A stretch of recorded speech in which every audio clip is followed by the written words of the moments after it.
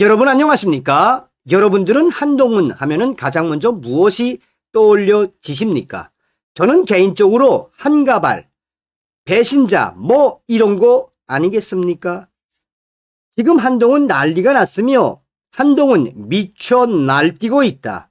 충격 기사 한동훈 분석해보니 정성산TV 좋아요, 구독, 알림은 큰 힘이 되겠습니다. 자, 보시겠습니다.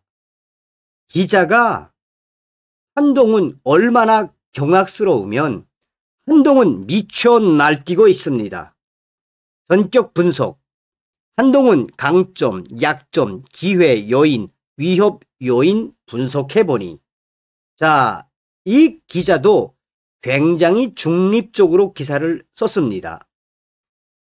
세종시 관과에는 유구한 속담이 있다. 꺼진 물도 다시 보자. 은퇴했던 올드보이 고위 공직자들이 총리로, 장관으로 재소환되는 장면을 두고 하는 말이다. 지난 국민의힘 당대표 선거 불출마 당시만 해도 한동훈 그의 정치 인생은 사실상 막을 내릴 것처럼 보였다. 본인 유튜브에서 한국 영화 이상형 월드컵을 할 때에는 이 말을 짚지 아니할 수 없었다. 피파 월드컵 저추첨 행사에 나온 고 마라도나가 만연한 미소로 아르헨티나 쪽지를 펼치던 모습이 겹쳐졌다. 대형 정치 유튜버의 등장에 극소 유튜버로서 상당한 위감을 느꼈던 기억이다. 그러던 그가 다시 태어나고 있다. 쿠팡 새벽 배송을 둘러싼 정치 토론을 시작으로 대장동 재판 항소 포기 이슈까지 요즘 공중파 라디오, 유튜브 등에서 그를 보는 일은 어렵지 않다. 게임 리그 오브 레전드식으로 말하면 한동훈 그는 지금 미쳐 날뛰고 있다. 꺼질 것만 같았던 한동훈이라는 불시에 현미경을 들이대기로 결심한 이유이다. 그의 강점과 약점, 앞으로의 기회와 위협 요인은 무엇일까? 간단 SWOT 분석 툴을 통해 알아보기로 한다. 강점, 멋짐, 강박과 문화 감성. 멋진 강박. 그는 멋지고 싶어한다. 강점이라고 해놓고 야박하게 강박이라는 말을 썼다. 원래 모든 장점은 단점이기도 하며 그 역시도 이러한 말로 성립이 된다. 멋지고 싶어하는 한동훈. 그럴듯한 말로 고쳐보자면 존엄하고 싶은 욕망이다. 누군가는 이를 똥폼이라고 격하하기도 한다. 그러나 설사 그 똥폼이 때로 미간이 찌푸려지고 소화기관을 불편하게 할지라도 오늘날의 혼탁한 정치판에서라면 이야기가 달라진다. 서로를 곽꽥꽥 서팔계로 부르고 양자 역학 공부에 매진하느라 딸의 결혼식을 챙기지 못하며 복부를 세차게 맞대는 배치기가 난무하는 전무후무 국회에서라면 이는 귀한 미덕이 된다. 최근 그는 한동훈 총으로 쏴버리겠다는 윤석열 전 대통령의 과거 발언이 공개되자 절제된 반응을 내놓았다. 더 소란스럽게 분노해야 빛나는 시대, 스스로 더 혹독한 피해자임을 증명하는 것이 성공 방정식에 가까워진 여의도 트렌드와는 다른 방식이었다. 괜찮아, 내가 할 일이 뭔지 알아. 계엄 당시를 회고한 책에서 그는 자신만의 첫 반응을 이렇게 기록했다. 김중배의 다이아몬드가 그렇게 좋더냐라는 고전 영화를 떠올리게 하는 흑백톤 고백이지만 그 멋지고자 하는 욕망이 결국 집권 여당 대표의 지체 없는 계엄 반대를 이끌어 냈을지도 모른다. 한동훈 그의 존엄하고 싶은 욕망이 21세기 뉴노멀 한국 정치에서 순기능으로 작동할 수 있는 이유다. 문화 감성. 한동훈 그는 영 피프티다. 영포티도 아니고 한동훈 그는 영 피프티다. 1970년생 X세대의 일원이다. 젊은 세대에게는 영포티, 영피프티라고 손가락질 받는 세대지만 그들이 실제 문화적 세례를 듬뿍 받은 세대라는 점은 부인할 수가 없다. 1990년대 초반의 문화 개방과 소비 문화의 폭발은 그들을 대중문화 지식에 해박한 X세대로 만들었다. 하이브, 방시혁 의장, JYP, 박진영 PD, 봉준호 감독 등 K문화의 세계적 재패를 이끌고 있는 많은 이들이 그 시절 문화적 세례의 유산이다. 하물며 한동훈 전 대표는 우리 시대 대표적 주당 윤석열 전 대통령과 달리 술자리 문화와도 거리가 멀었다. 퇴근 후 남들이 음주 가물을 즐길 때 그는 온갖 책과 음반과 나무 위키에 은하수를 여행한 집돌이였던 것으로 추정된다. 실제 그의 유튜브를 보면 이 와중에 한가하게 이래도 되나 싶은 마음이 들다가도 그 압도적 덕력에 혀를 내두르게 된다. 정치권에서 이 정도 문화적 내공이 있는 정치인은 민주당 김성애 위원 정도 외에 찾기 어렵다. 그도 1970년대생 영 피프티다. 이러한 유형의 정치인은 분명 이례적이다. 정치인 브랜딩의 관점에서 이는 대중적 공감을 확장하는 데에 큰 장점이 된다. 누구를 좋아하게 되는 일은 다층적 경로를 통해 형성된다. 그 인물 자체가 매력적이어서 내가 원하는 것을 해줄 수 있어서에 더해 내가 좋아하는 것을 그도 좋아해서라는 이유도 호감의 연유가 된다. 매번 유튜브 방송을 통해 그는 영화, 드라마, 가수 등 광활한 자신의 취향을 맹렬히 투하한다. 가히 뭘 좋아할지 몰라서 다 준비해 봤어 라는 것이다.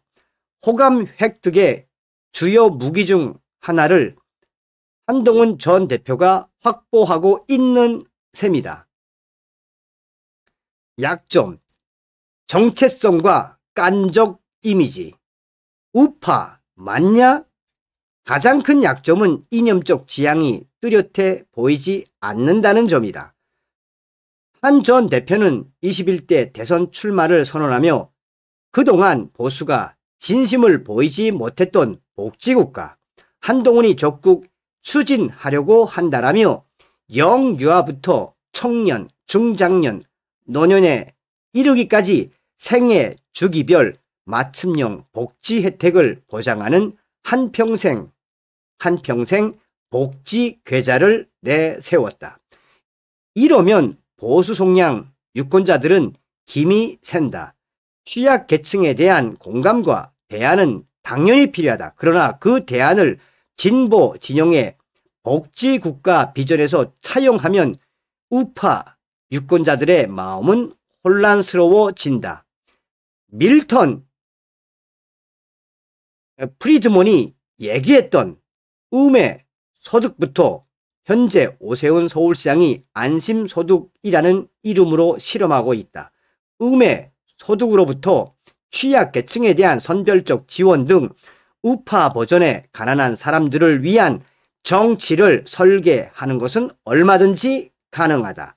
또한 이는 정책적 대안이 아니더라도 진정성 있는 행보와 메시지를 통해서도 달성할 수 있는 과제이다. 이러한 경량성은 최근 보수 정당에서 발견되는 고질적인 문제이기도 하다. 우리는 탐욕스러운 부자 정당이 아니다라는 점을 서둘러 해명하려는 수재적 태도. 지난 2010년대 민주당발 무상복지 시리즈의 부상과 박근혜 정부의 경제 민주화 좌클릭 이후 나타나는 현상이다. 이러한 기조의 한계는 국민의힘 유승민 전 위원의 예와도 맞닿아 있다. 완고한 안보의식은 보수 성향 유권자들의 지지를 받아내는 충분 조건이 되지 못한다. 사회적 경제를 주창하고 따뜻함이라는 태도적 가치를 이념적 깃발로 내세우는 정치인을 우파라고 부르기는 쉽지 않다. 한동훈의 깐족 이미지. 한동훈 전 대표의 토론 방식을 두고 나오는 비판이다. 이는 동전의 양면처럼 그를 일약 스타로 만들어준 면모이기도 하다. 법무부 장관 시절 국회 대정부 질문과 상임위원회 질의응답에서 민주당 위원들과 벌였던 일기토는 그를 조선제일검에서 정치적 장수로 변모시킨 원동력이었다. 그러나 이제 그는 용장이면서도 덕장이기를 요구받는 정치인이다. 최근 새벽 배송을 둘러싼 토론에서 지적받았던 깐족 이미지, 소위 이겨 먹으려는 태도가 상당 부분 개선되었다는 평가가 있다. 그러나 그 불같은 호승심은 늘 흑염용처럼 가슴속에 남아 꿈틀댈 터. 봉인을 위한 상당한 수고가 필요할 것으로 추측된다. 기회, 당내 경쟁자 부재. 가장 큰 기회 요인은 국민의힘 내에 뚜렷한 경쟁자가 보이지 않는다는 점이다.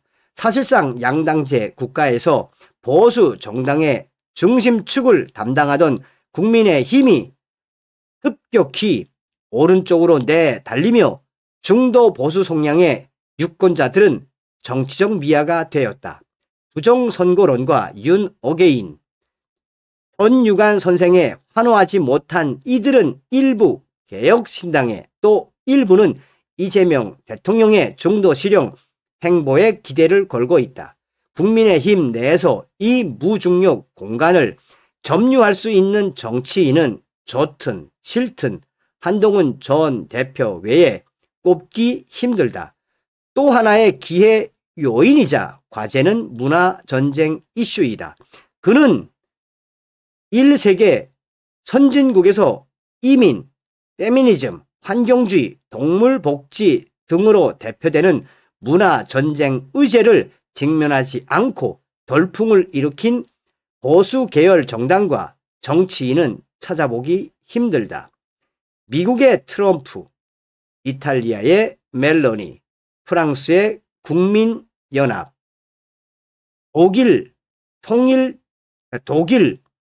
독일 대한당의 바이델, 스페인의 복스, 일본의 참정당 등 예시는 무궁무진하다.